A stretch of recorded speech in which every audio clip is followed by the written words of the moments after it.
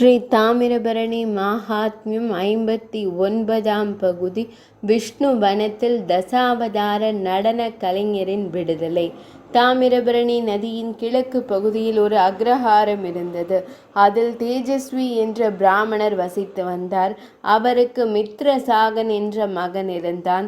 நடிகர்கள் மற்றும் நடன கலைஞர்கள் குழுவில் ஒருவராக அந்த ஊருக்கு வந்த ஒரு அழகான பெண்ணை அவர் கவர்ந்தார். அவர் அந்த பெண்ணை அணுகினார். அவள் அவரது விருப்பத்திற்கு ஒப்புக்கொண்டாள். அந்த பெண்ணுடன் அவர் நகரத்தை விட்டு வெளியேறி இசை, நடனம் போன்றவற்றின் மூலம் நாட்டின் பல பகுதிகளில் பலரை மகிழ்வித்தார்.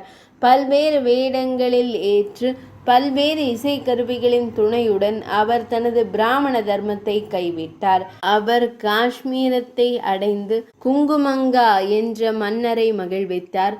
பகவான் ஸ்ரீ மகாவிஷ்ணுவின் 10 அவதார வடிவங்களான மத்ஸ்ய, கூர்ம, வராக, நரசிம்ம, வாமன, பரசுராம, ராம, பலராம, கிருஷ்ண மற்றும் கல்கி ஆகியவற்றை அணிந்து கொண்டார். மித்ரசாகன் நிகழ்த்திய நடன நாடகங்களை கண்ட மன்னரின் மகள் சந்திரமாலினி அவர் மீது மிகுந்த மையல் கொண்டாள். அரசரிடம் தெரிவிக்காமல் நடன கலைஞரை அவரது முகாமில் சந்தித்து அவருடன் ஓடிவிட முடிவு செய்தாள். ஒரு தோழியின் உதவியுடன் அவள் இரவில் அவனை சந்தித்தாள். அரண்மனையில் ஒன்றாக காணப்படுவதால் ஏற்படும் ஆபத்துக்கள் குறித்து அவன் அவளை எச்சரித்தான். அவளை தனியாக வந்து வேறு இடத்தில் சந்திக்க கூறினான். அதன்படி சந்திரமாலினி அரண்மனையை விட்டு வெளியேறி சில நம்பகமான தோழர்களுடன் நகரத்திற்கு வெளியே ஒரு பாதுகாப்பான இடத்தில் அவனை சந்தித்தாள். அவர்கள் விரைவாக காஷ்மீரை விட்டு வெளியேறி பல ராஜ்யங்களை கடந்து இறுதியாக தாமிரபரணி நதிக்கரையில் உள்ள விஷ்ணு வனத்தை அடைந்தனர். அவர்கள் ஒருவருக்கொருவர் சகவாசம் அனுபவித்து பகவானின் நாமங்களை உச்சரித்து சிறிது நேரம் அங்கே கழித்தனர். ஒரு நாள் சந்திரமாலினி மித்ரசாகனிடம் பகவான் ஸ்ரீ மகாவிஷ்ணுவின் 10 அவதாரங்களின் உடைகளை அடுத்தடுத்து அணியச் சொன்னாள். அதனுடன் தொடர்புடைய பெண் வேடங்களையும் அவள் அணிந்து கொண்டு அவர்களின் இணை வைப்பை தொடர்ந்து அனுபவித்தாள். அந்த நேரத்தில் மித்ரசாகன் சோர்வால் இறந்து விழுந்தான். சந்திரமாலினி அதிர்ச்சி அடைந்தாள். தெரியாத நாட்டில் தனியாக என்ன செய்வது என்று அவளுக்கு தெரியவில்லை. அவள் தாமிரபரணி நதியில் மூழ்க முடிவு செய்தாள்.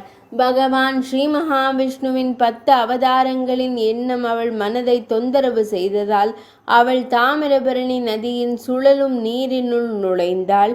பகவான் ஸ்ரீ மகாவிஷ்ணு தலையிட்டு அவளை காப்பாற்ற முடிவு செய்தார்.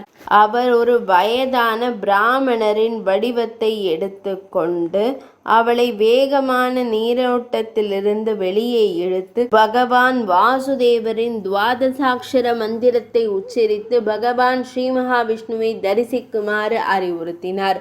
பேசாமலும் உறங்காமலும் வேறு எந்த செயலிலும் ஈடுபடாமலும் சந்திரமாலினி தொடர்ந்து மந்திரத்தை ஜபித்து ஒரு நாளைக்கு 3 முறை புனித நதியில் நீராடி எப்போதும் தன் இதயத்தில் பகவான் ஸ்ரீ மகாவிஷ்ணுவின் தசாவதாரங்களை தியானித்து கொண்டிருந்தாள்.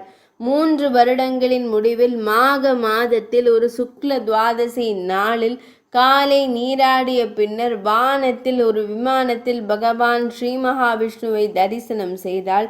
பகவான் ஸ்ரீ மகாவிஷ்ணு தனது 10 அவதாரங்களையும் 4 கரங்களுடன் சங்கம், சக்கரம் மற்றும் கதையை ஏந்தியபடி தனது வடிவத்தில் காட்டினார். சிவபெருமான், பிரம்மதேவர் மற்றும் தேவர்களால் அவர் வணங்கப்பட்டார். கதாயுதத்துடன் கூடிய பகவான் ஸ்ரீ மகாவிஷ்ணு அனைவராலும் வழிபடப்பட்டார். மெலிந்த சந்திரமாலினியை சிவபெருமான் அழைத்து, உங்கள் விஷ்ணு வழிபாட்டில் மகிழ்ச்சி அடைந்த அவர் அனைத்து ஆசைகளையும் நிறைவேற்ற உங்களுக்கு ஆசீர்வதிக்க வந்துள்ளார். மித்ரசாகர் தீய நடத்தை கொண்டவராக இருந்தாலும் உங்கள் தபங்களால் அவர் தேவ நிலையை அடைந்துள்ளார்.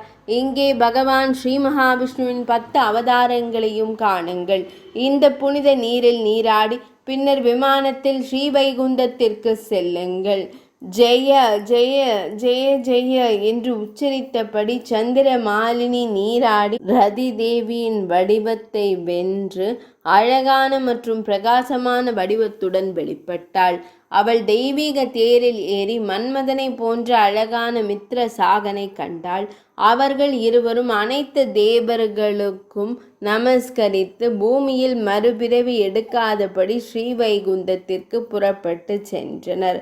48ஆம் பகுதி இனிதே நிறைவடைந்தது.